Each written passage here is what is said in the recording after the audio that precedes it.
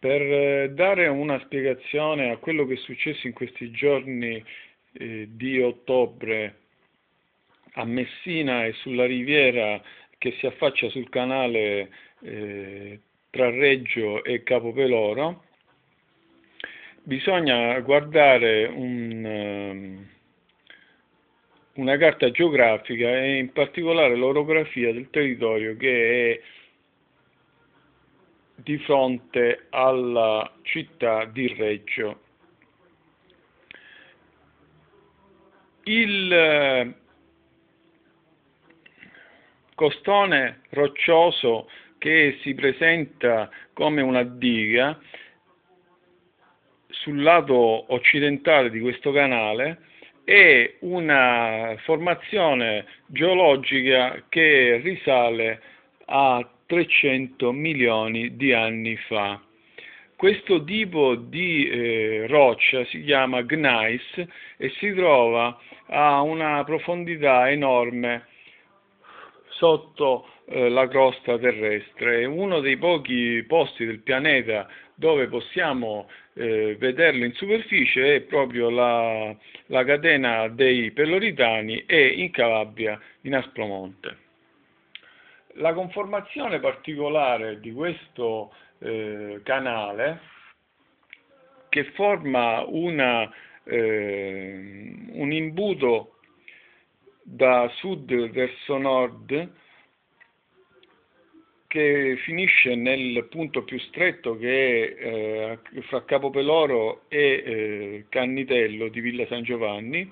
produce un ambiente, un microclima particolare.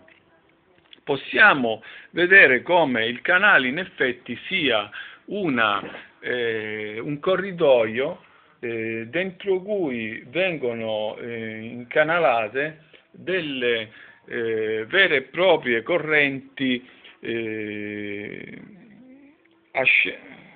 che risalgono da sud, stringendo questi venti caldi verso lo stretto fra due pareti di montagne. Quando invece l'aria calda o fredda viene da ovest, quindi scavalca queste montagne molto ripide, il calore il microclima prodotto dal canale, che è molto più caldo, fa scatenare delle piogge su tutti i monti peloritani, cioè il contatto fra la diversa temperatura fra le nuvole che vengono da ovest e quelle che si trovano e l'aria più calda che si trova nel canale fa scatenare le piogge proprio sui peloritani. La stessa cosa avviene quando il vento viene da sud, il vento caldo viene a concentrarsi in questa zona del canale, trova questa parete di rocce e quindi subisce anche una variazione brusca di temperatura che produce le piogge. Per questo motivo il canale di Reggio Messina Capopeloro è uno dei punti più piovosi d'Italia, anzi Messina è la provincia più piovosa d'Italia per quantità di acqua precipitata. La particolare conformazione del terreno vi fa vedere come sia ripido la parete che si affaccia sul canale, mentre dalla parte opposta verso Milazzo è molto più dolce la pendenza. Da questo lato invece fra il mare e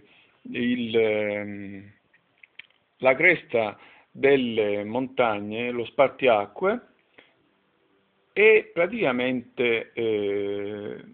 brevissimo, nell'arco di pochi chilometri, addirittura in alcuni punti in pochi centinaia di metri,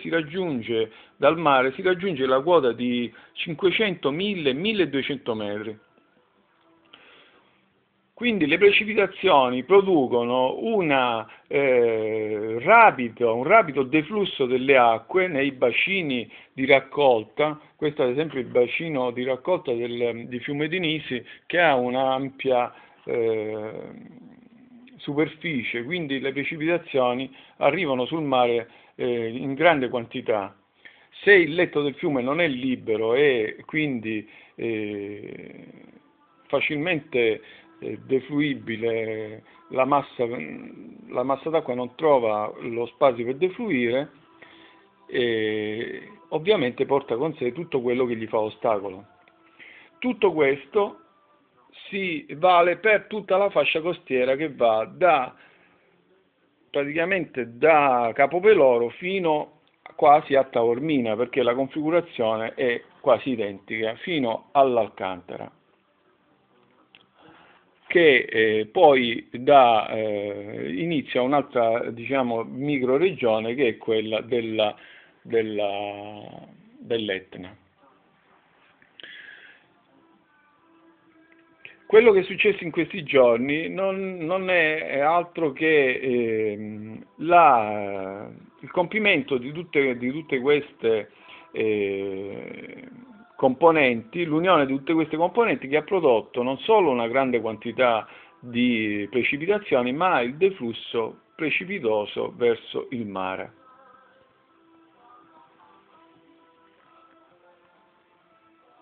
A questo si deve aggiungere che il clima in questi ultimi anni è notevolmente cambiato perché la Sicilia, che si trova nel mezzo del Mediterraneo, subisce l'influsso di tutti i cambiamenti climatici del pianeta. Quando la temperatura viene variata da movimenti climatici che vengono dall'Atlantico e quindi da occidente, l'aria fredda che arriva sul canale di Reggio Messina è influenzata da quest'aria fredda atlantica. Quando invece, come probabilmente è successo in questi giorni, questo maltempo arriva dall'altra parte del pianeta, cioè da oriente, avviene lo stesso meccanismo. Praticamente i venti si scaricano sopra questa zona dei Monti Peloritani proprio dal lato del canale, trovando di fronte una diga di 1200-1500 metri in queste montagne. Lo scorso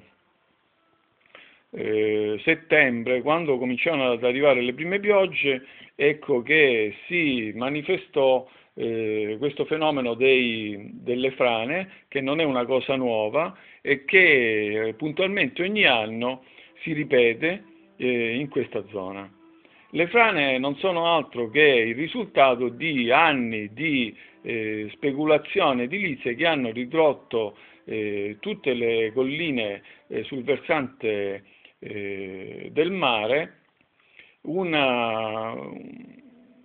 serie di quasi continua, perché una serie di costruzioni quasi continua, perché come potete vedere i paesi che si affacciano sulla riviera di Messina sono quasi tutti collegati, attaccati fra di loro, è tutta una linea quasi urbanizzata, tranne le zone dove le montagne sono proprio a strapiombo sul mare, che non si può edificare, ma tutto il resto lungo la